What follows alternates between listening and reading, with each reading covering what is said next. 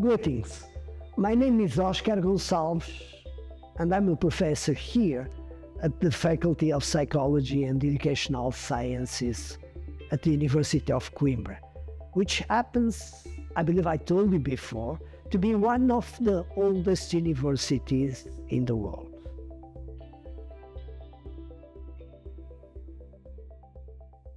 Curiously, this prestigious institution was also the home, the birthplace of the first Portuguese experimental psychology laboratory, launched by Professor Álvares dos Santos around 1912.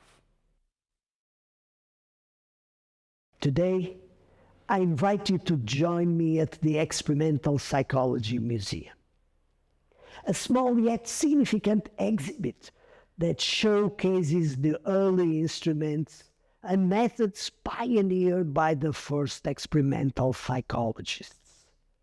These pioneers sought to better understand how we sense, perceive, store, think, and respond to both external stimuli such as light, color, sound, and smell, and internal experiences from visceral sensations to muscle tension and even skin sensations.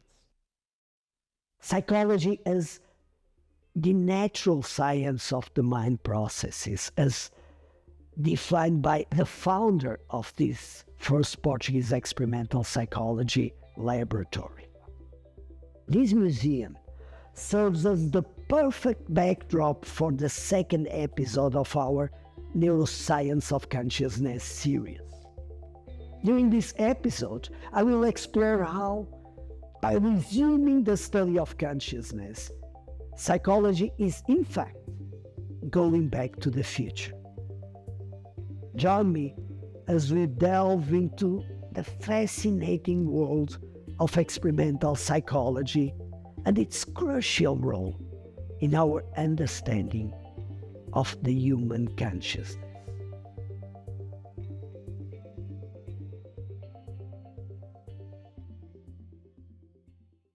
Imagine yourself in the midst of a frenzied group of healthcare professionals, darting around the intensive care unit's high-tech equipment. Right in front of you lies a patient who has slipped into a coma following a cardiac arrest.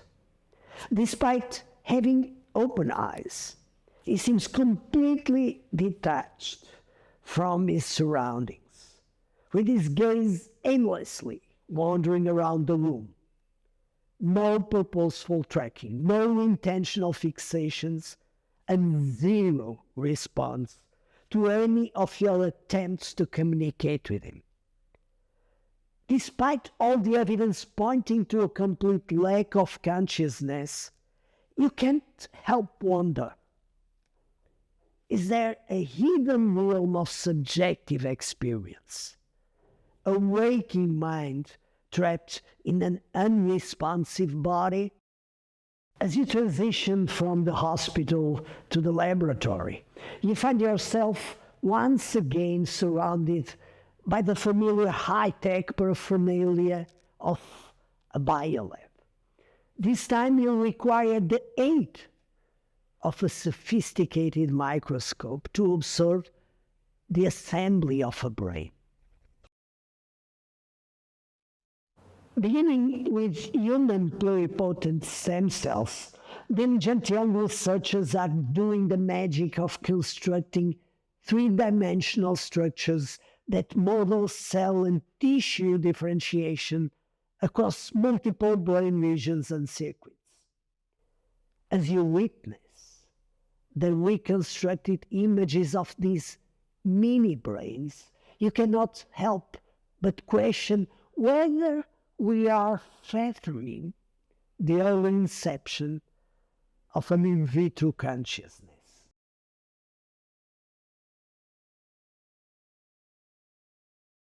Let's now move to a massive storage facility where lab coats and coveralls mingle around robotic apparatus, virtual reality devices, and artificial intelligence algorithms. Their outputs are becoming increasingly sophisticated by the day. And it's hard to deny the almost mental qualities that some of these mechanical devices seem to possess, whether they are functioning as personal assistants, domestic cleaners, or wheelchairs. In this environment that's anything but sterile and clinical, it's getting harder and harder to distinguish between mind and machine. As you look around, you can't help but wonder, are we on the brink of creating an in silico consciousness? The examples presented here raise challenging questions that demand a scientific approach to subjective experience. However, science is fundamentally concerned with objectivity, right? And has traditionally sought to minimize the impact of subjectivity on our observations and analysis. This raises a dilemma. How can we reconcile the fact that subjectivity itself is our scientific object? William Wundt established the foundations for psychology as an experimental science in Leipzig in Germany in the late 19th century, where he proposed a complementary project to that of physics and the other natural sciences. While physics aimed to understand reality from the object's point of view, psychology approached reality from the subject's point of view. For instance, physics studied color in terms of its relationship to other physical phenomena, without taking into account the individual perception of color. Conversely, psychology studied color in its relation to an individual's subjective experience. Gustav Fechner, another psychology founding father, coined by that time the term psychophysics to refer to the methodological approach that allows for the quantification of the relationship between the physical and the psychological realities. Simultaneously, on the other side of the Atlantic Ocean, at Harvard University, William James launched experimental psychology in the New World, which he understood, interesting, as the science of mental life, seen as a dynamic process or as a stream of consciousness.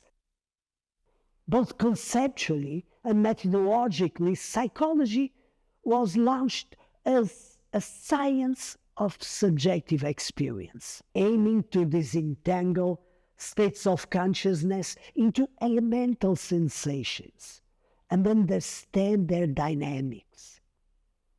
However, at that time, the tools psychologists were using to approach consciousness were still very crude.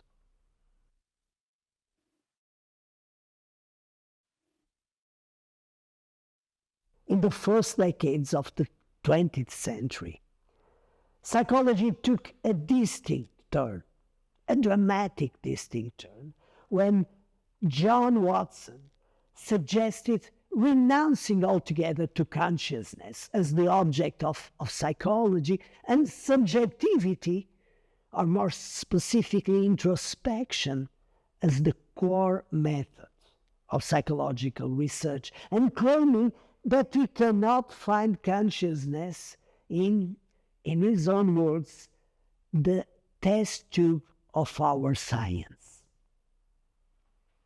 It would take almost another century for researchers to build the necessary methodological developments in the neurosciences to start identifying the neural correlates of consciousness.